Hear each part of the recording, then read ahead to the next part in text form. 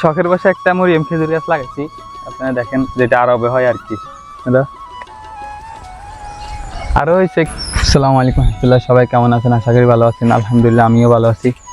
যে আপনাদেরকে আগের ভিডিওতে বলছি যে আমাদের যে পুকুরের পাড়টা আছে, এখানে আমরা কি কি গাছ লাগাইছি আপনাদেরকে দেখাবো।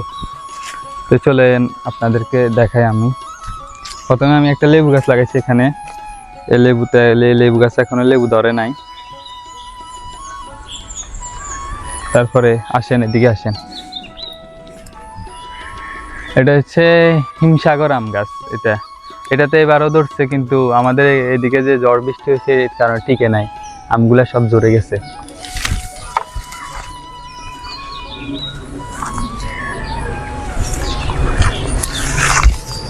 তারপরে এইদিকে আসেন, এদিকে একটা আছে রুফালি আম গাছ লাগাইছি আমি এখানে একটা।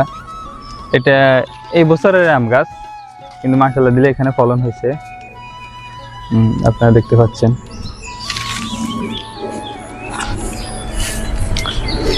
এখানে একটা লেবু গাছ লাগাইছি।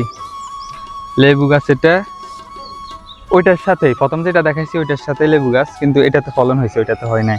এটাতে মাশাআল্লাহ দিয়ে ফলন হয়েছে, আপনারা দেখতে পাচ্ছেন। এই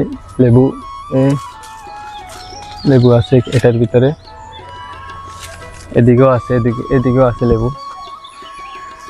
তারপর আবার আমরা এখানে একটা রুফালি আম গাছ লাগাইছি, ওইটার সাথে প্রথমটার সাথে, যেটার ভিতরে ফলন হয়েছে দেখছেন। এগুলো গাছ এখনো ছোট, তো না ধরানো উচিত। তারপরে এদিকে দেখতে পাচ্ছেন আরো একটা রুফালি আম গাছ, এটা তো ফলন হয়েছে মাশাআল্লাহ দিলে। এইদিকে এটাও রুফালি আম গাছ আমাদের। এটা প্রায় 3 বছর আগের আম গাছ, এটা অনেক পুরান। এটাতে মাশাআল্লাহ দিয়ে ফলন হয়েছে, দেখতে পাচ্ছেন আপনারা। আরো হয়েছে, কিন্তু এটা ঝড়ের কারণে সব ঝরে গেছে। আমাদের এদিকে প্রচুর ঝড় হয়েছে, ঝড়ের কারণে ঝরে গেছে আমগুলা।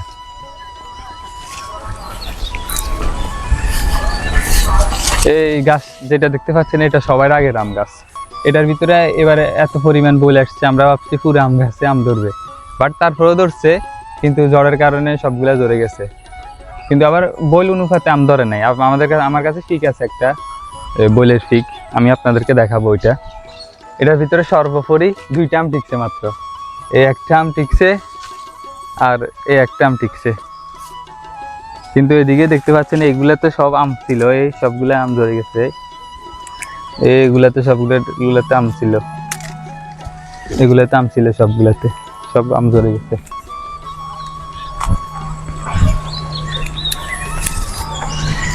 এটা হচ্ছে কাটিমন আম গাছ, কাটিমন এই জাতের নাম। এটা এই বছরে লাগাইছি আমি।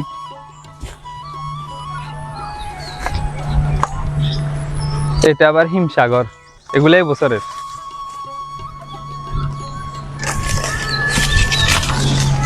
এটা হচ্ছে আমরুফালি, এটা এই বছরের।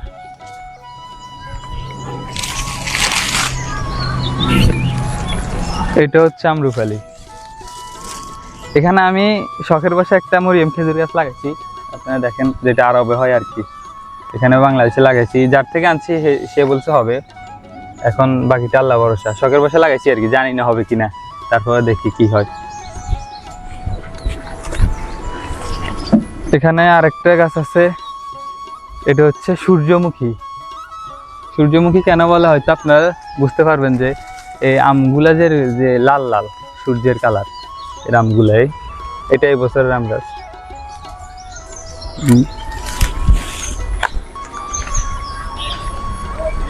এখানে একটা, এটাও আমরুফালি।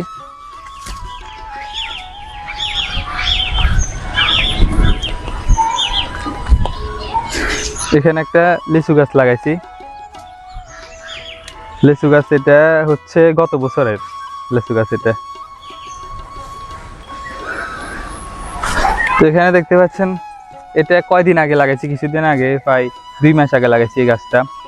এটা হচ্ছে কাঠলিচু, এটাকে আমাদের কাঠলিচু বলে আমাদের এদিকে। কাঠলিচু গাছ লাগাইছি, তো এখানে 2টা লাগাইছি, আরেকটা হচ্ছে এইদিকে কাঠলিচু, এইদিকে কাঠলিচু, আরেকটা এটা।